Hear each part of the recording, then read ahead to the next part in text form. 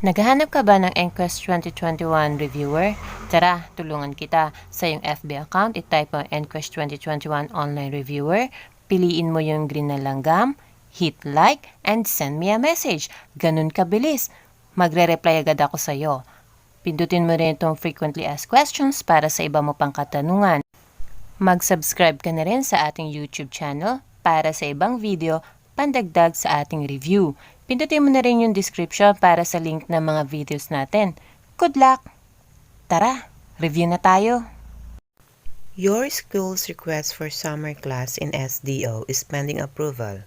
Which of the following could be the cause of delay? A. There are only 10 learners from junior high school enrolling for the summer class. B. Inclusion of learners from private schools in your list of enrollees for summer class. C. Scheduling of subjects for summer class from Monday to Friday. D. Inclusion of parents' consent to the request for summer class.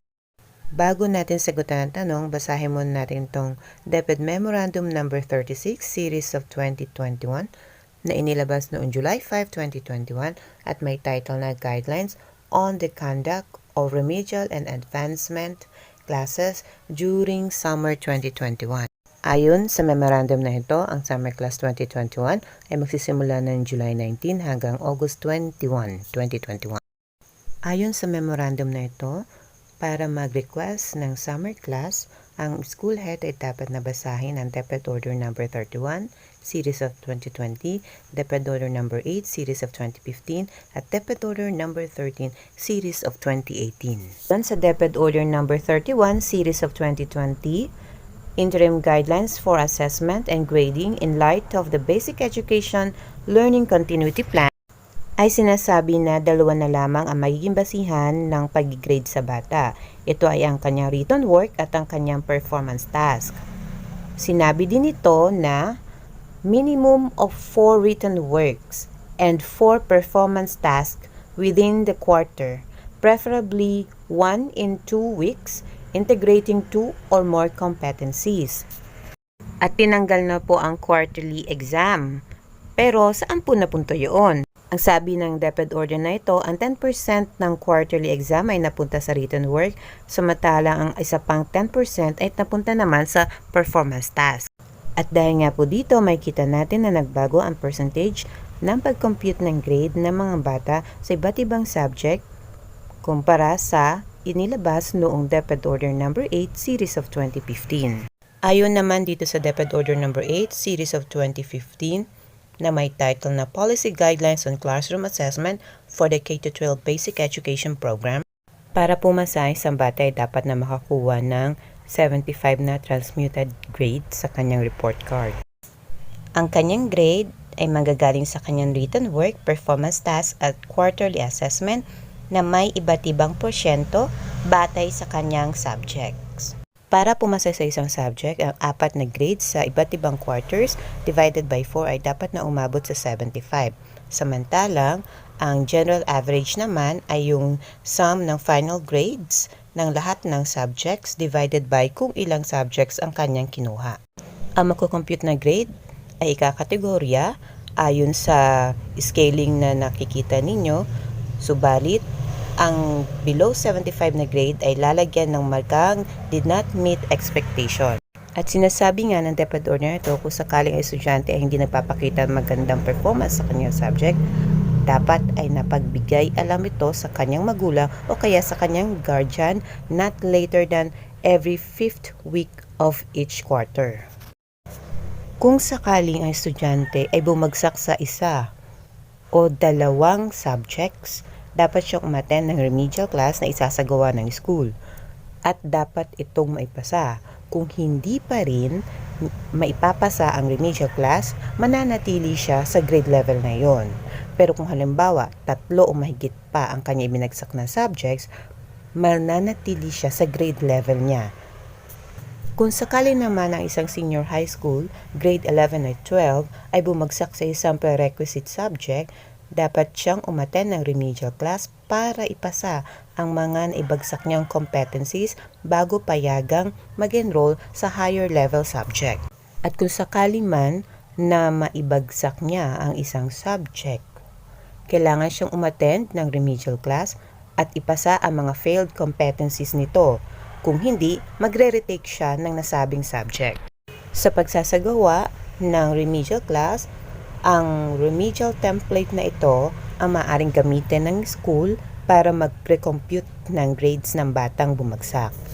Ayon naman dito sa DepEd Order number 13, Series of 2018, implementing guidelines on the conduct of remedial and advancement classes during summer for the K-12 Basic Education Program. Ang summer class ay patungkol sa any structured, instructional, or formal learning experiences offered by a public or private elementary or secondary school during summer break. The approval of the school's division superintendent.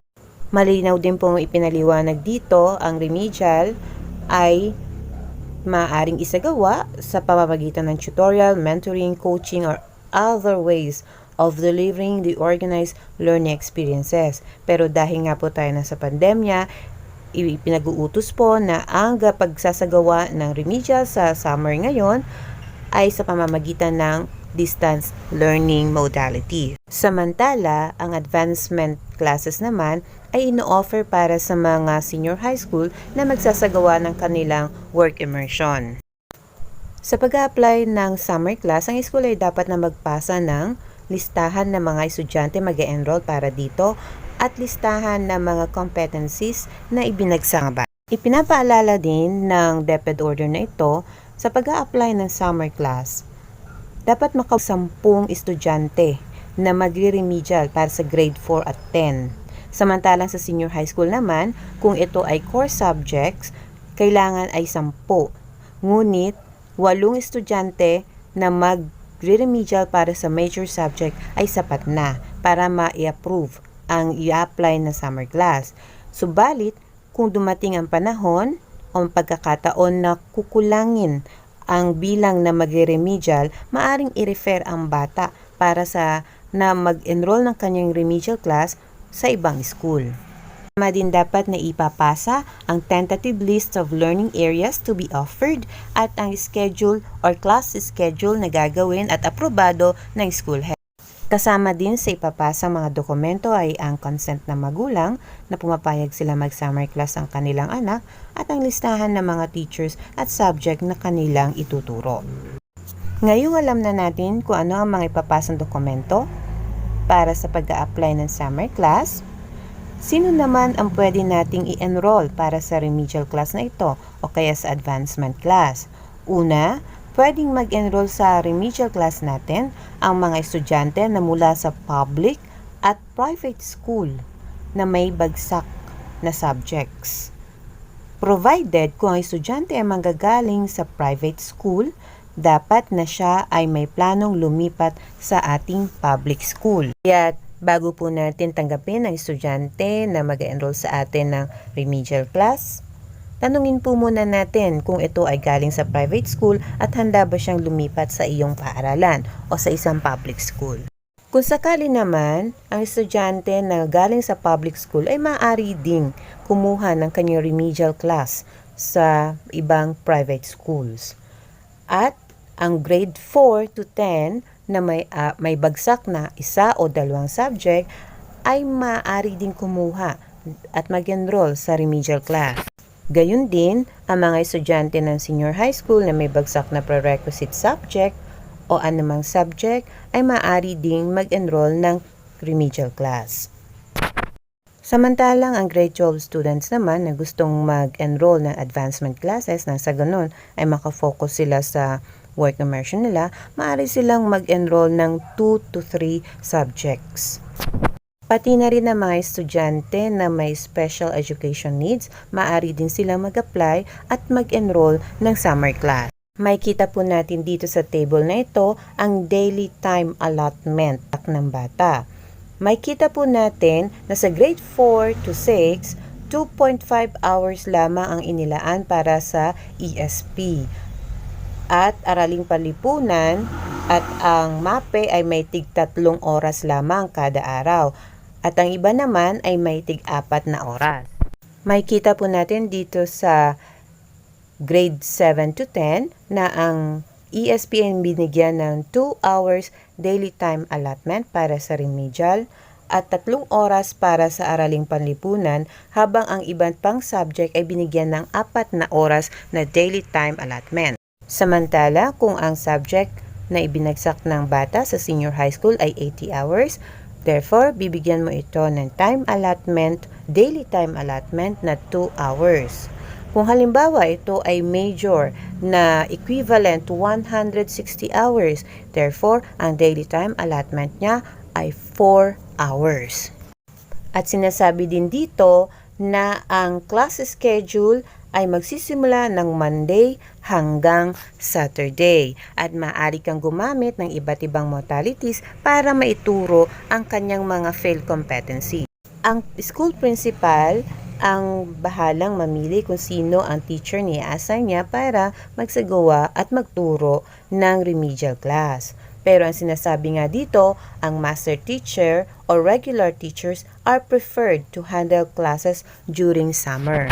Ang teacher na magtuturo ng summer class ay maaaring bigyan ng service credit na 15 araw. Maliban pa doon sa iba pang mga service credit na maaari niya matanggap na naaayon sa DepEd Order No. 53 Series of 2003. Ito ay i-request ng school head sa SDO kasama ang pagsasubmit ng daily time record at ng accomplishment report. Subalit, kung may honorarium o remuneration na kapalit ang pagsisilbi ng teacher sa summer class, hindi na siya kailangan pang bigyan ng service credit. Kaya ang sagot sa ating tanong ay letter C.